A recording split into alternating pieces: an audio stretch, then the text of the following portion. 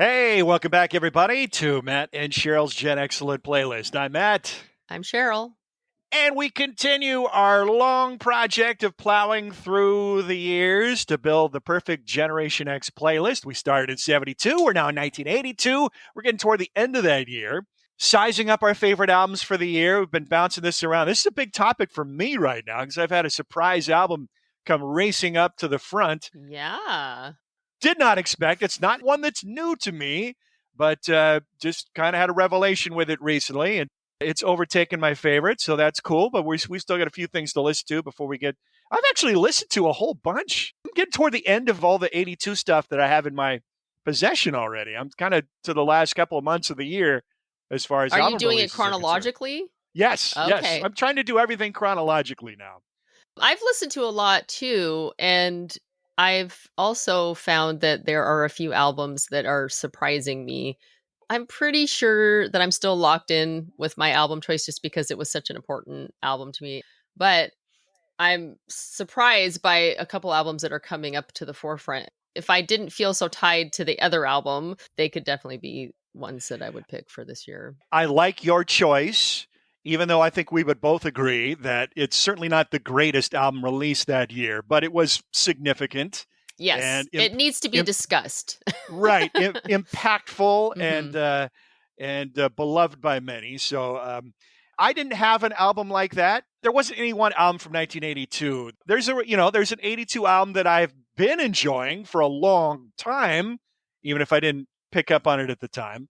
And I was pretty sure it was going to be my favorite, but now I'm not sure. I'm not sure. In fact, right this very minute, it's not in first place. Wow. Yes, this is going to be kind of fun. Because I did think that would be a shoo-in for you right from the Yeah. get-go. The one that Yeah. you initially had chosen. So one of the 1981 albums that I had never listened to until we were doing our research for 81, although it's a band I've loved since childhood, just had never listened to their studio albums, and that's Electric Light Orchestra's Time. I had the good fortune of going to see Jeff Lynne's ELO this past Labor Day weekend. So we're recording the week after Labor Day weekend. So I work for the minor league baseball team here. Our games are broadcast on the iHeart Radio, so the former Clear channel. So I have some contacts over there. And our lead engineer is a buddy of mine. He got us concert tickets for this ELO show. And what was really cool about this show for me, my son Cooper, when he heard that I was getting tickets, expressed interest in going. And he's 16. As an adolescent, he's never shown any interest at all in pop music, rock music. He's totally detached from whatever's trendy or popular with his peer group. He's like more into like movie scores, like John Williams or Hans Zimmer. But that's probably why he digs ELO, because there's a lot of symphonic elements to that music. It's heavily produced and supremely melodic. And he was really jazzed about going to this show. And he was even more excited because I thought I told him, I must have neglected to tell him we were going to be in a suite. So he didn't know until we got up there. And he's like, oh my God, he was just blown away by that. And then he's just totally into the whole show. And so that was really neat. And it was great. It was a wonderful experience. Supposed to be their last. Jeff Lynne is no spring chicken. He's going to be 77 in December. And I think he's had some health issues in recent years, although he's always been very private, doesn't talk a lot about himself. So nobody really knows the real story there. Well, somebody knows, but they're not telling. There's been some concern that he's having issues. And the first couple of shows of this tour, message boards kind of lit up about, oh my God, has he had a stroke? Is he dealing with dementia? He's in severe decline. He's not remembering lyrics. He's missing cues. It's a disaster. He's not moving around on stage. He looks stiff. He's not moving well. The show was great. His band is awesome. He's got this huge band behind him, 11 musical pieces and 2 backup singers, couple of guitars, couple of keyboardists, bass player, string section, drummer, and then a male and female backing vocalist. He's got the guy who's hitting the fire extinguisher during Mr. Blue Sky. That's the male vocalist was doing that. Well, fire he was hitting a fire extinguisher, and I was like, oh, is that how they got that sound when they recorded it? Because it is kind of a funny sound that...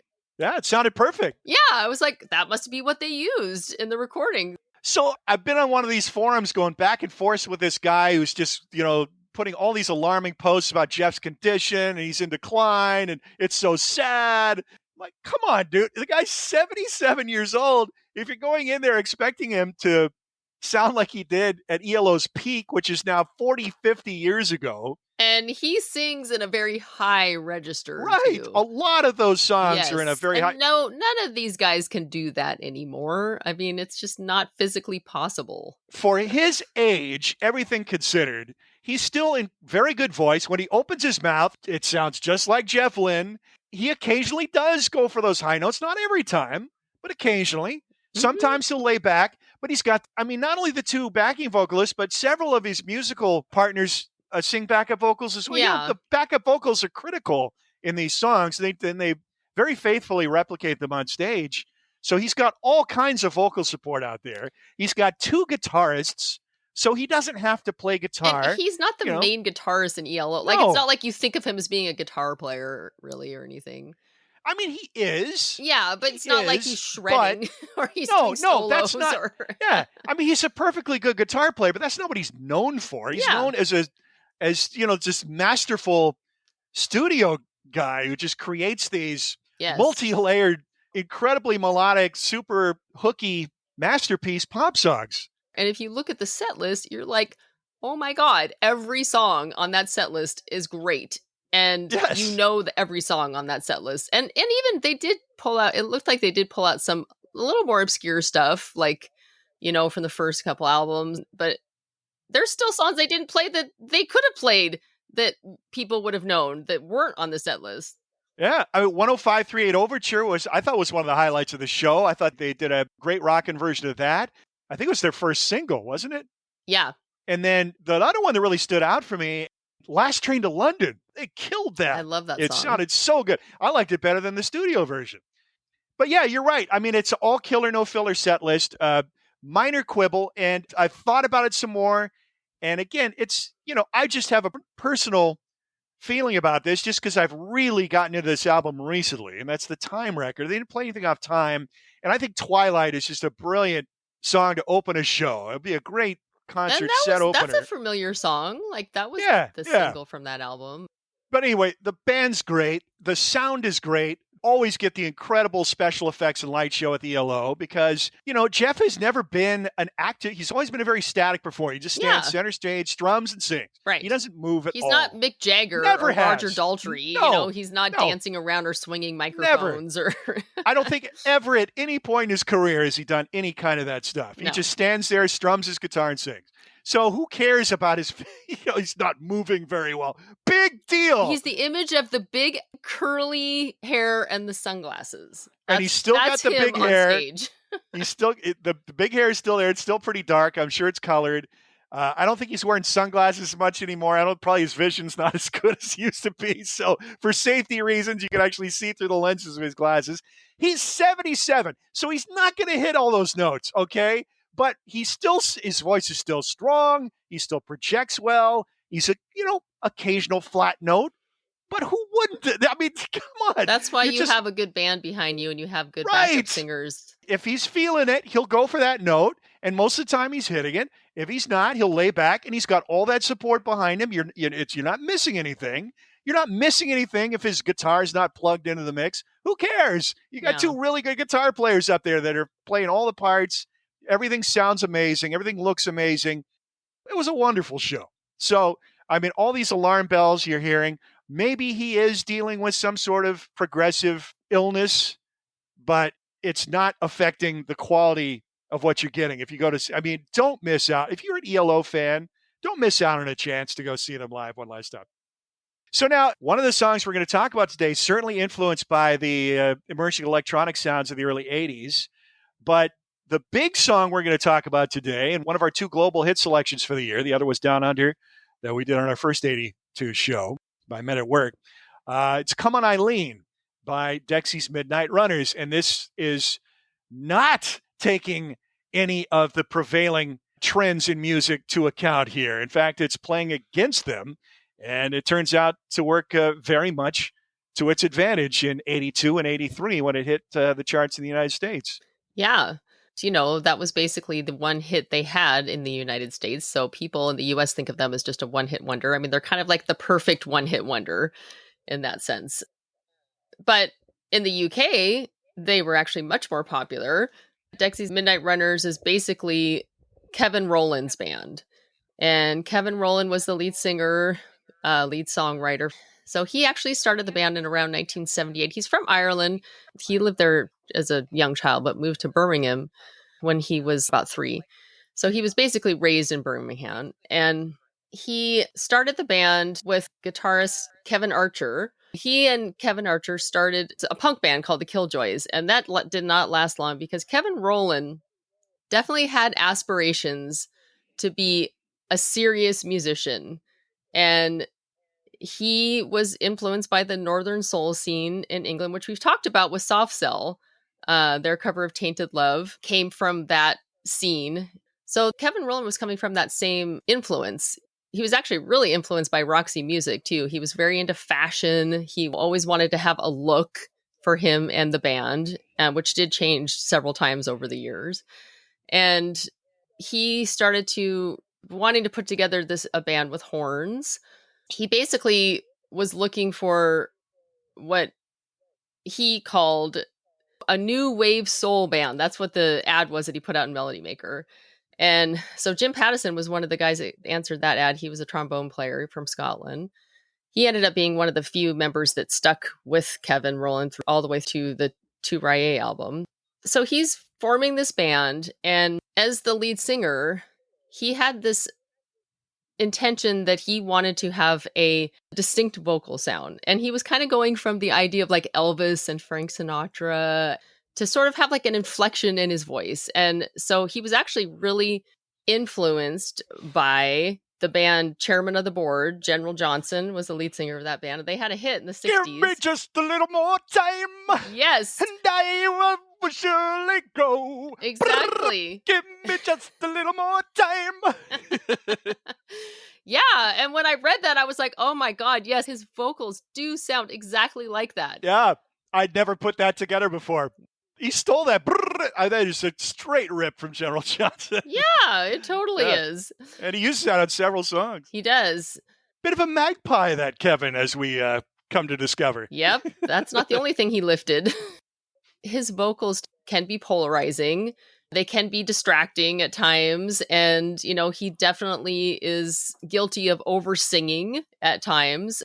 And that's not something that is as apparent in Come On Eileen, but it definitely is in the album tracks. So their first album comes out in 1980. It's called Searching for the Young Soul Rebels. And I think it's great. It's got the punchy horns. It has passionate vocals of Kevin Rowland. I think the songwriting is great, especially for a debut. It's very out of time and out of sync for that era. We're getting into the emerging synthesizer sound, and it has none of that. It does somewhat sync up, though, with the two-tone movement. It does. That's true. The fact the use of horns, although there's not so much a ska reggae influence as there is, straight, soul review. Right. And I guess in 1980, that is when two-tone is just bubbling up and really popular. And so they would be mostly in sync with that movement. And actually the Specials, who Jerry Dammers is the one who started two-tone, and they're like very important band in the ska revival. They actually asked Dexys to come tour with them. So they toured with the Specials. And at that time they had one single out that kind of just grazed the top 40 called Dance Dance. And then their second single, Gino, actually went to #1 in the UK. That song was written about Gino Washington, who was a soul musician in the 60s and was popular in the UK. He was American, but he was popular in the UK. So when they toured with the Specials, and we've talked about the Specials. Yeah, if you're going to be on stage before the Specials, you better be ready, because that's one of the toughest crowds out there. Yeah, and you probably want to look the look and play the part of that crowd, which Dexys were not.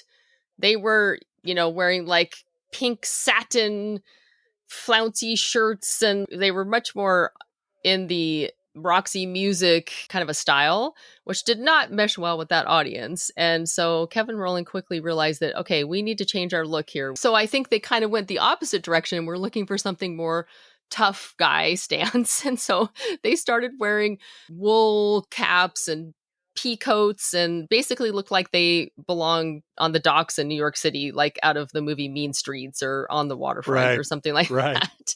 Tough New York longshoreman look. Yeah.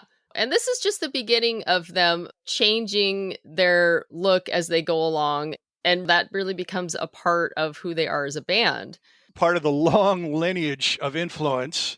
You've already referenced Roxy Music, but Bowie and Roxy Music, I mean, those two artists had just tremendous influence on the whole punk new wave revolution, late 70s, early 80s. Yeah, such a reach, And I think for Kevin Rowland, it was the style, but he was really influenced by Brian Ferry and his vocal style too, because Brian Ferry is definitely one of those vocalists that is very distinct and has like an effect on his voice that, And it's not going to be for everyone. Yeah. Exactly. Yeah. So they continue to tour with the Specials, and actually the Specials want to sign them on Two Tone, but they decline, which I think was probably a good move because yes. One of the few good career moves they made. Yes. Yeah, because really Kevin Rowland is known for basically sabotaging his career and the band as time goes on. He doesn't want to be pigeonholed into that ska movement because they really aren't ska. Like you said, they don't have the reggae influence. They have the horns, and that's where the similarities are. Yeah. I mean, I don't want to denigrate them as musicians, but they don't have that kind of rhythmic flexibility to effectively play that style of music. Yeah. Kevin Rowland basically was treating this band like a gang. They all dress alike. They practice 8 hours a day to the point of being obsessive. Yeah. Very serious man. Very committed to his vision. Uncompromising. Yes. Very controlling, which didn't always go over well with the other band members because, he also did things like didn't allow them to speak with the press. And instead, he would put out like these page-long advertisements in the music papers, kind of explaining their vision, which is so pretentious and so controlling. But they did have success with Gino. It was a #1 hit in the UK. And their second single, There, My Dear, was a top 10. Gino is a killer track, by the way. Such a great song. If, like most Americans, all you know about Dexys is Come On, Eileen. Yeah. The next thing you should listen to is Gino, because that's their first big smash hit in England. And rightfully so, because it is killer. It is a great song. I mean, so much energy, so much passion. It's just a really cool song. Yeah. It love the tempo shifts and how they come back to themes and it slows down and builds up. Oh, it's just wonderful. Yeah. It's a great song. And they actually, from that song, they started to build an audience. And once again, Kevin Rowland, part of him, I think, sabotaging them, he was like belligerent toward the audience because he didn't like the fact that they had this #1 song and that's all everybody wanted to hear. So he already was basically turning on his success. Well, after that tour, and once the album had been out for a while, they were starting to work on their second album, and basically most of the band quit. Like 5 of the band members quit, and the only one who left was Kevin Archer and Jim Pattison. And then they did record several songs that eventually would be on Tu Raye before Kevin Archer ended up quitting, and they brought in a whole new band. Now, Kevin Archer was also a songwriter. And he basically went off and was going to start his own band called the Blue Ox Babes. And he made a demo tape on which he had a string section. He had met this woman, Helen Bevington, and asked her to play on the demo. And he gave Kevin the demo. Kevin Rowland thought it was great. And so he took it from him. And he basically took a lot of those ideas, lifted them, and put them into Come On, Eileen. One of them is like when the music gets quieter and kind of goes down and then builds back up again. And also using the strings, which they, at that point, were strictly guitar-based drum band with horns. And the horns were like the main focus of that first album. So now you have Kevin Rowland switching gears and deciding we need to bring in some more strings. So he has 2 other violinists come in and gives them Irish names, because the other thing that was really prevalent on this demo, this Kevin Archer demo, was the Celtic sound. which, Kevin Rowland is Irish, so that is his background, and it would make sense that he would gravitate toward that. But that became the main focus of what he wanted this band to sound like. I mean, he even went so far as to give the violin players like Irish last names. Like now Helen is known as Helen O'Hara, and he calls them the Emerald Express, which that's the way that the band is actually billed on the Come On Eileen single, is Dexys, Midnight Runners, and the Emerald Express. That's the string section. By doing this, though, he's now starting to alienate the horn players because he's basically switching from horns to strings, and he even wants them to start learning how to play cellos and violins and stuff like that, which is crazy. This is where you get that mass exodus and everybody just leaves the band. And he's left with the string section, a banjo. They even bring an accordion, I think, at one point. So they completely switch gears and change their sound. And that's the sound that everybody who knows Dexys Midnight Runners in the US is familiar with, because that's the sound of Come On Eileen. There is some time in the interim before the album and singles are released. He changes their image again and goes from the dock workers to wearing like short pants with boxer boots and like these cardigans with hoods on them with little ponytails. They all have little ponytails, and that doesn't last long. Then all of a sudden he decides, okay, we're doing this whole Celtic sound, and now we're going for the image of basically we just walked off the farm and we're wearing our dungarees and overalls. So the brief period where they have the boxing imagery. Yeah. So is this 1981? So they released a couple of singles in 81. Yeah. So no album came out of that year, but I think Show Me and Liar's A came out as singles in 81. Plan B maybe. Yeah. Too. Plan B, Show Me, and Celtic Soul Brothers were singles before the album came out. Right. Yeah. Show Me was in the top 20. The other ones were like lower top 40s. And so they were kind of dipping in popularity at that time. They were still kind of trying to find their sound at that time and figure out what they wanted to do for the next incarnation of the band, because Kevin Rowland really wanted to start over. And he's also trying to find a different look. And they go to that look, if you have seen the video, which I'm sure you have because it was one of the most played videos on MTV of Come On Eileen. They're wearing their overalls, rolled up overalls and no shirts underneath. And they look like they just walked off the farm. And actually, it kind of cracks me up when I think about all these incarnations of their look. He talked about how he basically thought of the band as like a gang. And I can totally picture them being in the Warriors, Oh, gosh. them being like one of the gangs in the Warriors. That's playing on Showtime again. I was tempted to watch that again. Oh, yeah. My family hates that movie. Oh my gosh, I love it. Oh, so do I. But can't you see them with their dungarees, like running down barefoot, running around in New York?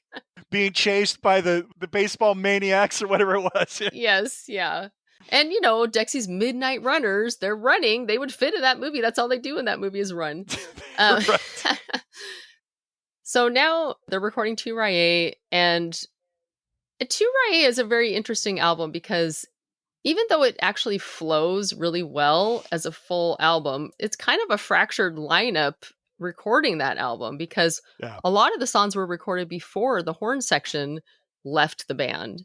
So you have a mix of kind of what was more similar to what they were doing on their first album. And then you have them moving on to this new sound, this Celtic sound. And the horn section, by the way, became the TKO horns. And they went on to go record with Elvis Costello and lots of people. Madness, they backed up Nick Lowe and Squeeze and a bunch of other bands in that era. And that first band, the first incarnation, when all of them left, some of them went and formed the Blue Ox Babes. Some of them formed another band called the Bureau that had a #1 hit in Australia. And then the TKO horns went off and, became their own thing. So they were talented musicians in that initial band, enough to be able to go out and forge careers on their own.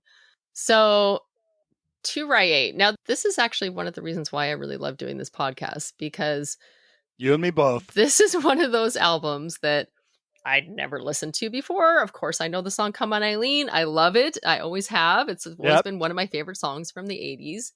I'm like every other American music fan where that was basically all I knew about Dexys. I'd heard brief glimpses of other songs, but I'd never explored their albums or really. Yeah. The only other song I'd ever heard was Jackie Wilson Said, which is a Van Morrison cover. And I'd heard it because they did a live performance on the British comedy show The Young Ones that I used to watch in the 80s. They played it on MTV like in 1986, 87. I was really into it. And I remember seeing that and thinking, that's really cool. And going and actually. Doodle-lang-a-lang, Yeah. But other than that, yes, I knew nothing else about Dexys Midnight Runners. I just thought of them as a one-hit wonder. And, once we hit 1982, I'm listening to albums that came out that year, and this is one of them. And I am just blown away by this album. I love this album so much. I think the songwriting is great. I actually really like Kevin Rowland's vocals. I think they're very passionate, and there's just so much feeling and depth behind them. And no questioning that at all. And I think that the lyrics are great, although it's almost impossible to understand him a lot of the time, especially on Come On Eileen, because of the way he sings. And he just has a very mumbly way of singing that it's really hard to understand, which is too bad because the lyrics are pretty amazing. And actually, a lot of them are political. I mean, he really just writes about, except for Gino, which is about another person. He basically just writes about his life and the band because that's all he is. Like, he is so dedicated that that's pretty much his whole life is the band. I just think this album all the way through is really incredible. And it is one that is now vying for my top spot for the album of the year. If I didn't already have something that I really just have to pick. Yeah, it's a good album. It's definitely a step up from Searching for the Young Soul Rebels, I think. It sounds better. He sings better. Yeah. I think the playing is better. It swings a little more. Yeah. I found Searching for the Young Soul Rebels, I love the horn interplay, but rhythmically it just seemed too rigid and stiff to me. And his singing is kind of on or off. The jury's out for me whether I really like his vocals or not, because at times I've listened to some of their songs and thought, with a better vocalist, I might enjoy this more. But on others, he sings the life out. Like Celtic Soul Brothers. He's just a great vocal performance on that. It's Come On Eileen, obviously, great vocal performance on that. Gino, I just adore that song. I really love that.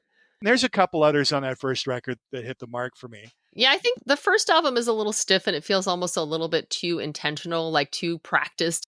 Yeah, and they're not reinventing the wheel. No. I'm going to go back to one of my favorite bands, The Saints.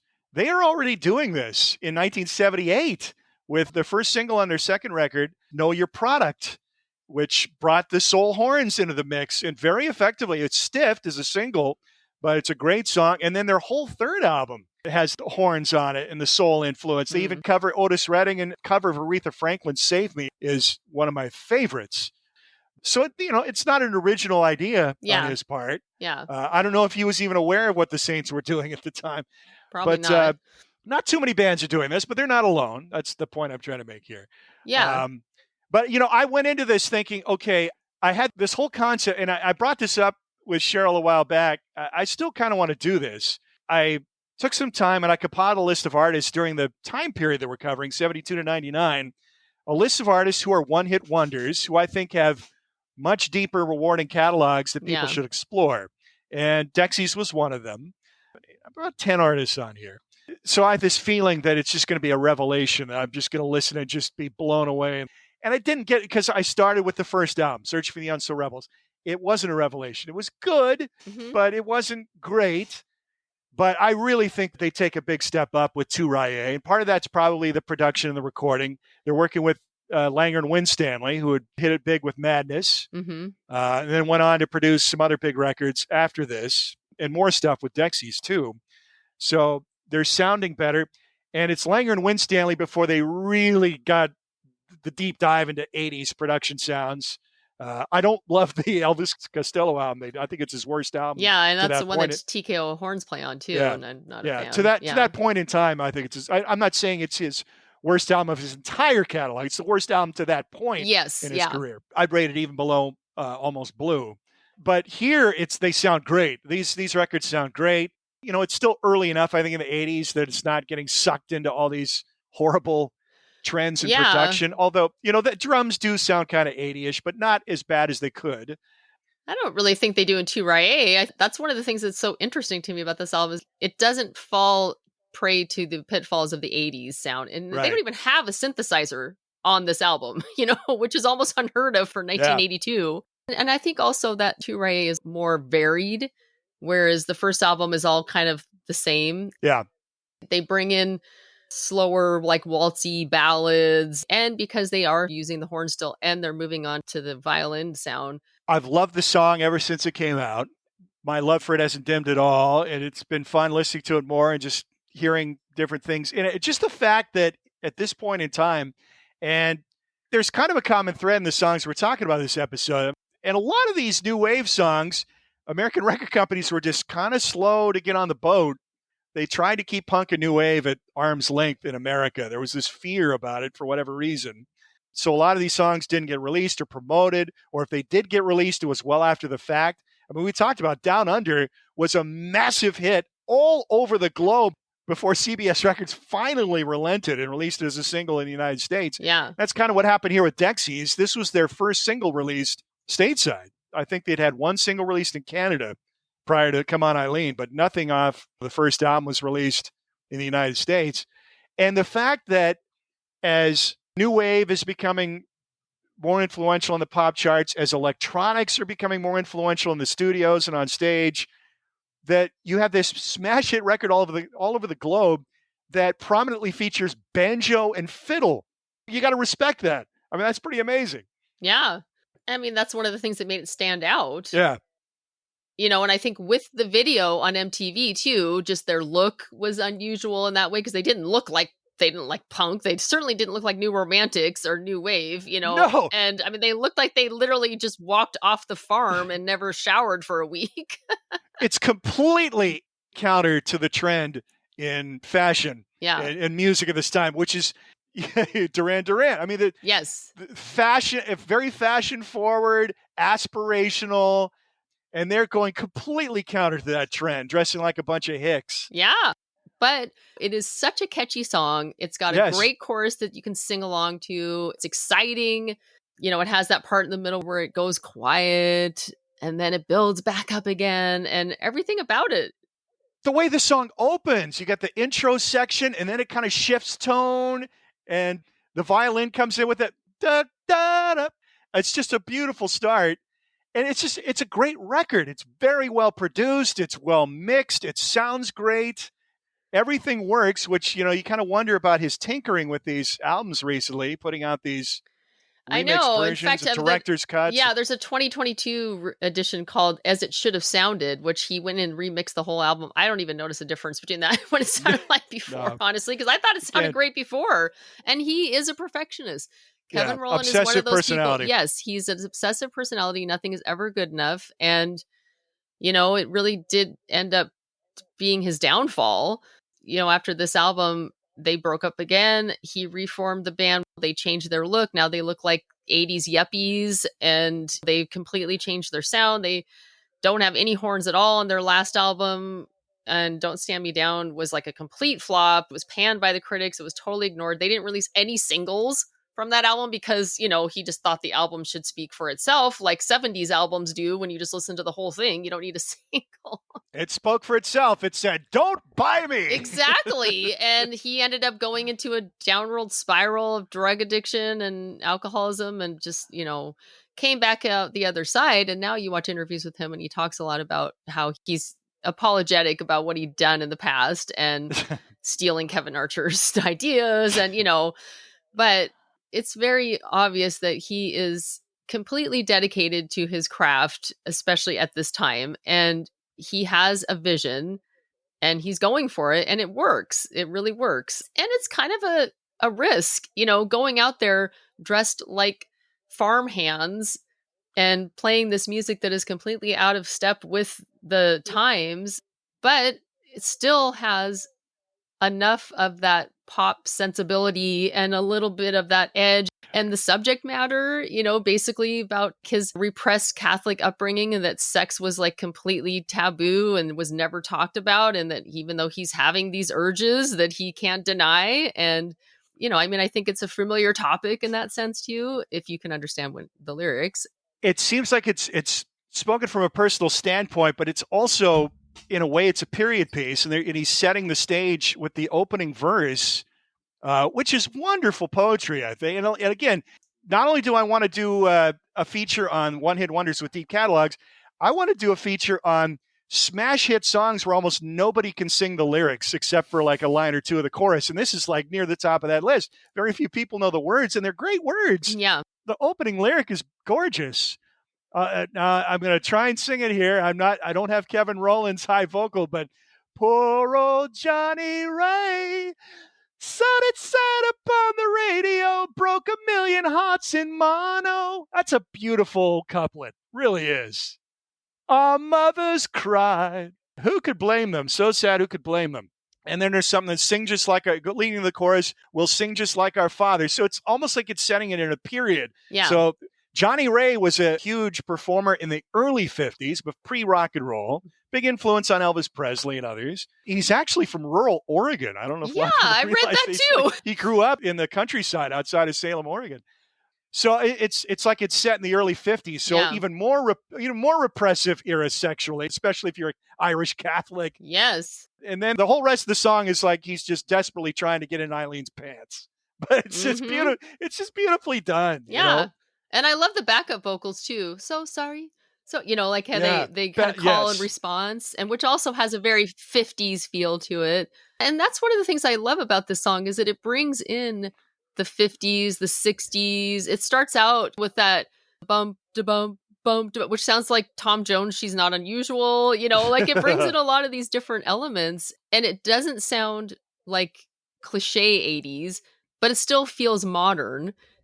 Even though he's bringing in all these, older influences. I just think it's nearly perfect pop song. Yeah, I knew early on this song was definitely going to be on our list. And there it is, Come On Eileen by Dexys Midnight Runners, going against the prevailing synthesized trends emerging in the 1980s. But the next song we're going to talk about very much employing electronic keyboard technology. And another song that took its sweet time, making it not only to the U.S., but onto the charts.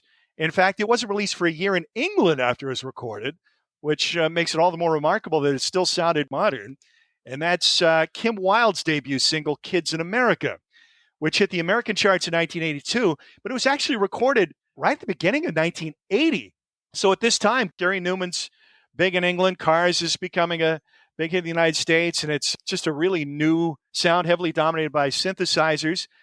So Kim Wilde is from a showbiz family. Her father, Marty, was a rock star in the UK in the late 50s, early 60s. His last hits kind of petered out in 62. Most of his hit songs were covers of songs that had already been hits in the United States. But he still kept putting out records throughout the 60s. And it's weird, out of the blue, the cool low-power oldie station we have at Hillsborough, I was listening to on my way to the ballpark, and they played a Marty Wilde song from 1968. Which I'd never heard a Marty Wilde song, and I didn't know that any of his music had any kind of impact on the charts in the United States. Not that this was a big hit or anything, but it was just kind of weird that just randomly popped up on this station. It's called Abergavenny, and it says here it was released in the U.S. under the pseudonym Shannon. Came out in 1968. It was a top 10 hit in Australia and the Netherlands, but not in the UK or the United States. So he's kept a hand in the music, but he started writing songs. He had a hit song with Status Quo in the early 70s. Very versatile as far as the songwriting is concerned. Ice in the Sun, that's a classic Status Quo song. So in the early 70s, his son, Ricky, young lad, cute youngster, and has some musical interest and ability, and he starts trying to push him into the music business and promote him as a child star. In the early 70s, of course, this is the boy band era where you had the Osmonds and the Jackson 5 and David Cassidy and all these young artists having success. So he's kind of pushing him in that vein. And I think Ricky's about 11 years old at the time. Yeah, he's just a little kid. Yeah. Yeah. Cute little kid. He looks like he got star potential, but, you listen to the songs and he's no Donny Osmond. Let's just say that. People think of the Osmonds as a joke. These guys were talented, okay? Donny Osmond could sing. I mean, he was a very good singer. The Osmonds are underrated as a musical group. They're looked at this white bread Mormon alternative to the Jackson 5. Their music stands on its own pretty solid. What about Crazy Horses? Yeah, I mean, that was like a revelation to me when you introduced me to that. I was like, what? This is so cool. I'm no big Osmonds crusader, but there's a lot more to them than what prevailing opinion will tell you. But anyway, I watched this. It was a German deal where they interviewed the Wildes about kids in America. All the narrations in German, but when Kim and Ricky and Marty talk about the song, they're speaking in English, so you can learn a lot of interesting stuff about it.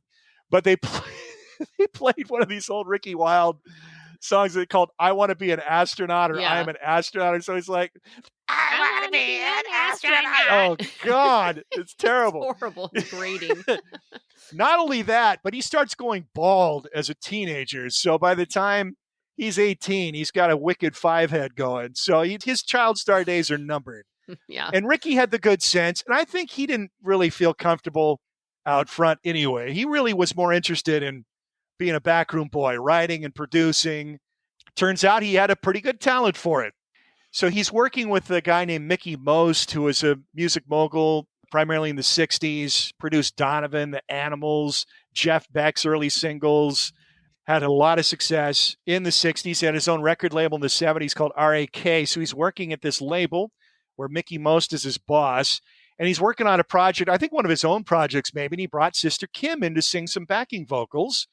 Kim had always been kind of pushed aside and not pressed by the family to get into music. I think Father Marty wanted her to have a different career. He saw the pitfalls and struggles of music, didn't want his daughter to have to go through that.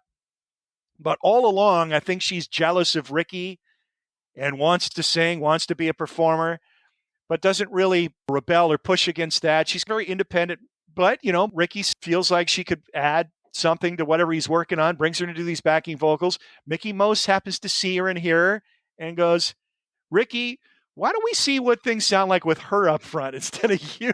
Instead of backing vocals, let's work up something for Kim to sing." And the very first song that Ricky comes up with in collaboration with Marty, the dad, is "Kids in America."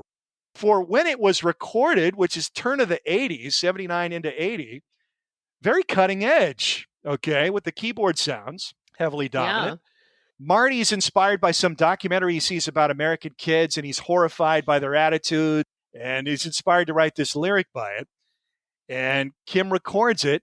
They listen to the playback, and everybody's like, holy crap, we got a smash hit on our hands. And Marty just kind of, it's like the veil comes over his eyes, and he sees his daughter in a new light. It's like, this girl's going to be a big hit. She looks amazing. She sounds great. This track sounds great. We got a winner here. And so there you go. The wheels go in motion. It takes a while for the song to actually get released, not till 1981 in England, but it becomes a big hit there. I think number 2 on the charts. And then finally gets released in the United States in 82, along with her debut self-titled album. And it's not a smash hit, but it gets airplay in enough markets to make the top 40. In fact, I think 22 or something on the charts, in the 20s somewhere. And there you go. So you'd think with emerging technology, maybe it's going to sound dated by this time, but it comes out, but it still sounds contemporary and of the era. Yeah. It's a pop song, but it's got some rock edge to it. She's got something in her voice where there's just that little bit of edge. It's a driving song. I love the transition to the chorus where the key kind of modulates upwards and just drives you into the chorus. It's got a lot of cool keyboard songs on it, that pulsing synthesized bass, and it's just a killer track. I like the "We're the kids in America, oh" part. Yeah, that's an interesting aspect too, because that vocal, the whoa, which is a hook, it's one of the many hooks in this song, that was intended to be a placeholder. They were envisioning a guitar coming in there, playing those notes, or maybe a horn stab. But when they listen to the first playbacks, they're like, you know what, that works. Let's just leave it as a vocal. And it does. Yeah. It's one of the big hooks in the song. Mm-hmm. I think this song I know more from MTV. I don't remember hearing it at the time, Me neither. in 82. I don't recall hearing it at the time. And there's nothing about this song that I wouldn't have loved if I'd heard it at the time. I mean, I definitely would have dug this song at the time. Well, you were into Blondie, and it definitely has a Blondie feel to it. They were my favorite band at that time. Mm-hmm. And the whole album, I could totally see Blondie fans would like. It's very good. The songwriting is great. I think her voice is great. And actually, she's backed up by a prog band called the Enid. Somehow they got connected with her, and they were recording this album in their studio. And so they became her backing band. And they're great. They sound great. I think that this album is kind of a lost classic of the 80s, honestly. It has her one hit, but I think that the whole album is really good. She should have been bigger. You listen to this record and the singles from 81 and 82, her second album comes out the same year. And you kind of wonder why there wasn't more of a push for her in America. And I think part of the problem was her own. She didn't really tour. So there was kind of a mystery about her. And what's really fascinating to me is the family aspect of it. It's like a little family business. Marty and Ricky write the songs. Ricky produces. Almost all of it are these family collaborations. And then Kim sings on top of them. Yeah, I think that's really cool. She later on starts to co-write a little bit, but primarily the composition is by her brother and her father.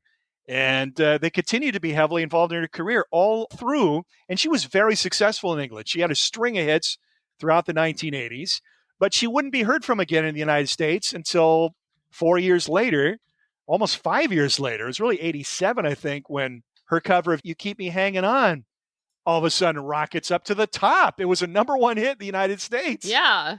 And this is when I discovered her. So I don't think I really ever heard Kids in America until after the big hit with You Keep Me Hanging On. That might be true for me too. I was a junior in high school and I have family roots in Scandinavia. We took a family trip there, my first overseas trip in 86. And You Keep Me Hanging On is everywhere at this time. Her video is on TV. She's performing live on shows. She's being interviewed. And I'm 16 and I just become smitten with this woman. Wow. I was just enamored with her. And I really don't think I'd heard Kids in America that. I might have lost track of the timeline, but she's had a lot of great hit songs and it's a family affair. And her image is she's just very beautiful blonde woman, kind of petulant in her visual presentation, rarely smiling. Yeah. Kind of a little bit of an edge to her. And you listen to some of those early singles, really dark themes lyrically on these songs too. And when you see her interviewed and talk, she is just the sweetest, kindest, most down to earth. And all of them are. All of them seem like just great people, which belies her image. But I think just her reluctance as a live performer held her back as far as becoming a bigger star in the United States. But you think in 82, she should have gotten a big push. You know, you compare her to Blondie. Blondie's album that year, Stiffed, it was a total bomb. And they broke up shortly. It was called The Hunter. Most people haven't heard anything off of it. No, it's kind of notorious for being like a horrible album. It's not, but it's not a great album by any stretch. It's not horrible at all. I mean, it's interesting. But I was a huge Blondie fan, right? Yeah. At this time. And I remember nothing about it. I don't remember hearing any songs off it. I don't remember hearing about the album. I don't remember seeing the album. I don't remember seeing them on TV promoting the album. I remember nothing about it. So they just disappeared. They're just gone. Yeah. So I don't know if that hurt Kim was like, okay, Blondie's out. Maybe maybe this isn't a winner. We don't want to back this. But it's not like female artists were struggling. Pat Benatar was becoming a big hit. Sheena Easton was becoming a big hit at this time. And actually, Kim Wilde's second album, Select, came out in 1982. It sounds so much like Berlin, Pleasure Victim, which also came out that year. That was actually, they had hits from that album and it was big. Right. Primarily in LA, but they were big enough that they sold quite a few records. Oh, yeah. They were MTV staples, those songs, Metro. And so I'm surprised that album didn't get more push because there was other acts at that time that were, very similar and actually doing well. And that second album is much darker. It's even more synth based than the first one because, the first one came out in 1980 and that was just very beginnings of synth pop. The first single, Cambodia, that did well in Europe, but of course, that whole album wasn't even released in the US, is really cool, but it's very eerie and, has a different vibe to it. But, I've listened to the two singles off that record. Then there was a non-LP single that came out at the end of 82 as well. And they're dark. They're very dark. View from a Bridge about suicide. Child Come Away, the non-LP single. I don't know what that's about exactly, but it doesn't sound good. It's like rape and murder or something. They're dark stuff. She's known as this bubbly pop idol type, but some serious themes in the lyrics of these songs. So I don't know if that turned off American programmers too, but it's kind of a mystery why she wasn't bigger than she was, because she looked amazing. Yeah. But she didn't tour. And you can see, I watched like one of her first performances I think it was on Top of the Pops. And she looks so uncomfortable and just awkward. Olivia Newton-John never looked very comfortable on stage moving around, but it certainly didn't stop her. Well, I was going to say, I'm sure a lot of people start out that way too. I mean, this is just her debut, and then they become more comfortable as time goes on. But she just never really toured, or and that probably hurt her. And she was really young.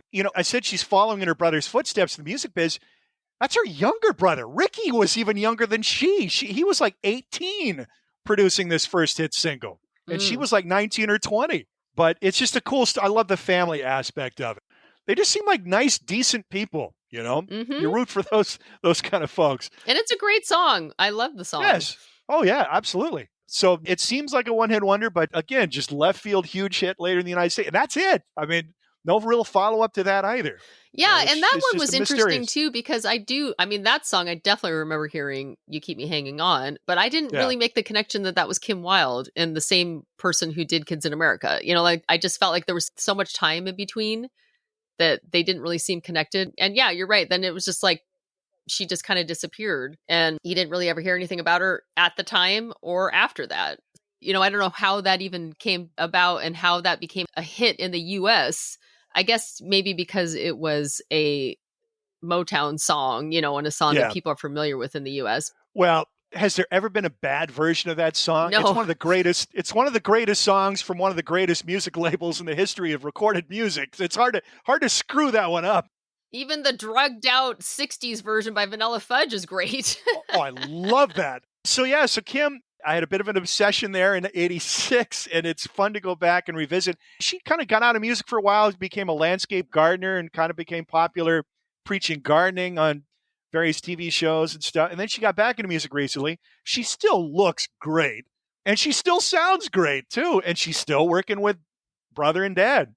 She was in a production of Tommy in the late 90s, played the Anne Margaret role of Tommy's mom. And she sounds great in that. I watched a video of that and I was like, wow, she's really right on.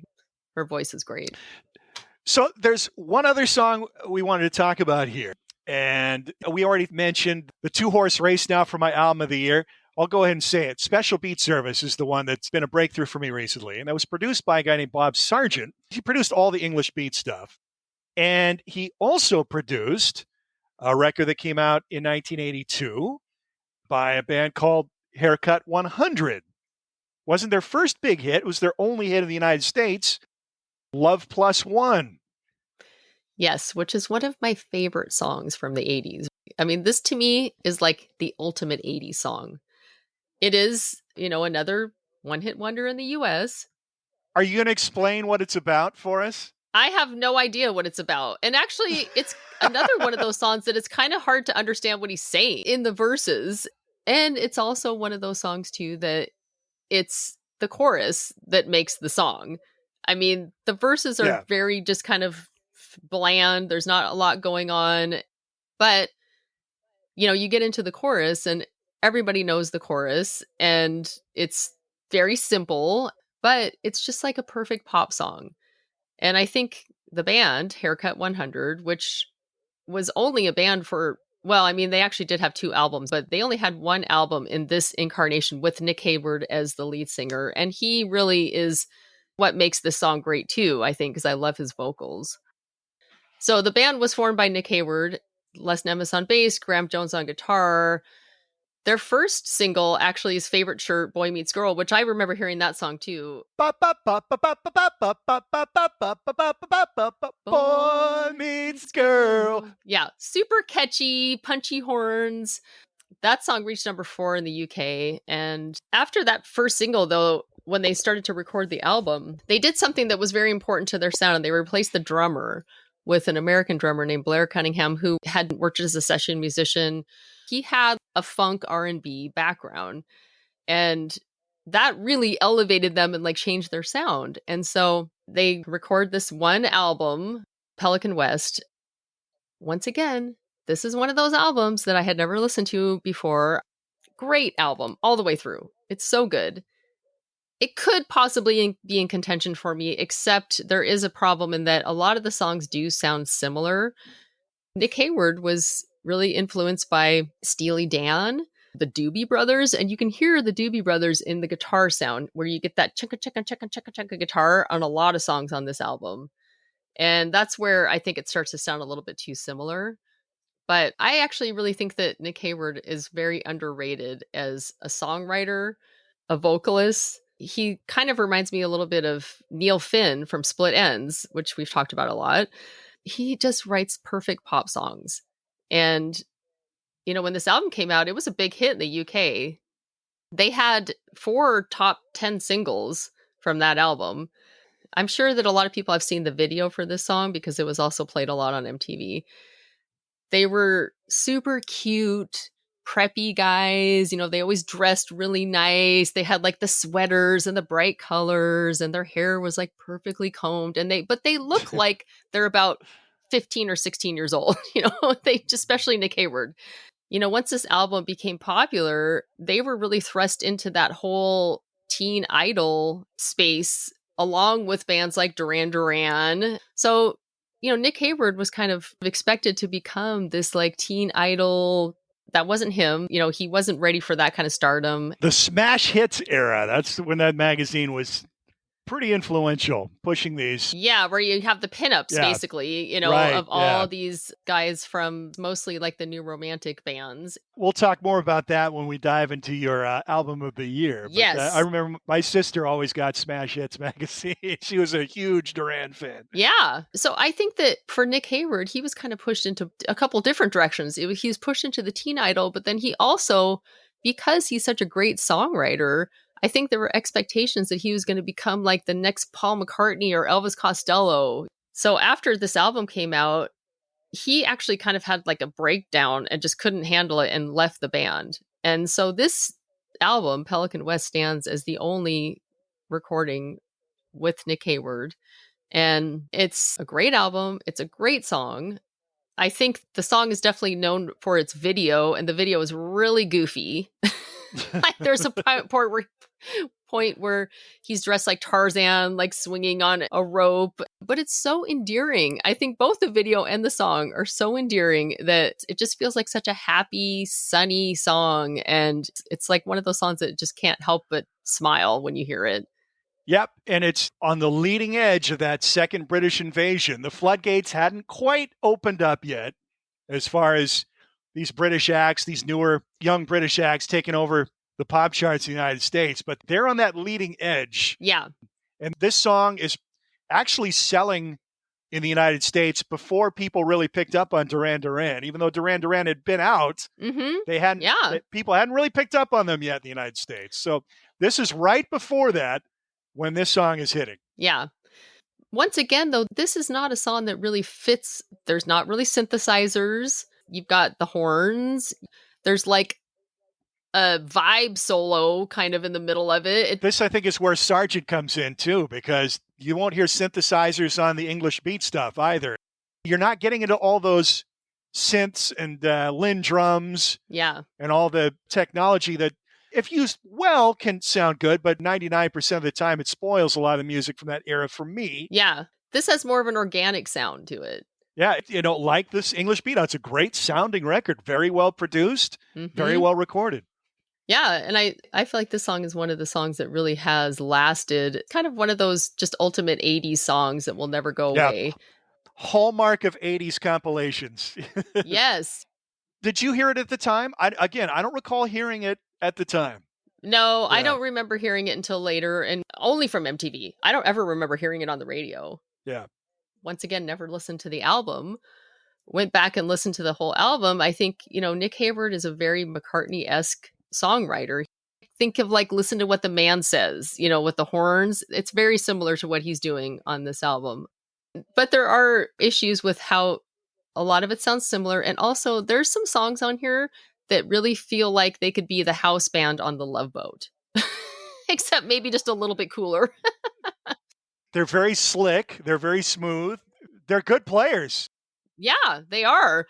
It does have a little bit of a cheesiness to it in that sense. A slight bit of cheese in there, sure. But I love that. I mean, I'm not deterred by that by any means, but I could see how maybe some people might be.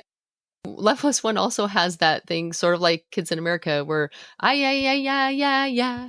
Yeah, yeah, yeah, yeah, yeah, yeah, yeah, yeah. You know, where they've got like just sounds instead of words, and it's sort of like a catchy. You kind of wonder if that might not have been a placeholder that just stuck around. Yeah. Yeah, we'll think of the lyric for this later. Right. Like, oh, it sounds fine. It sounds fine. I do want to know what it's about. Where do we go from here? Is it down to the lake I fear? Fear what? Know. What's happening at the lake? What's going on? Maybe it's a slasher movie in the making. Yeah, right.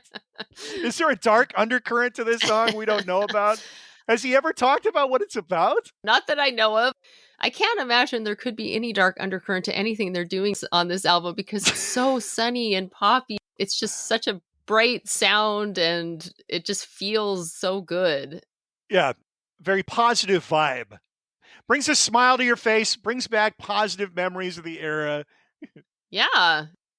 And actually, Nick Hayward, he did go on to have a solo career, not as much as you'd think he would, actually, but his first solo album, he had a hit song, Whistle Down the Wind, that was supposed to be Haircut 100's next single.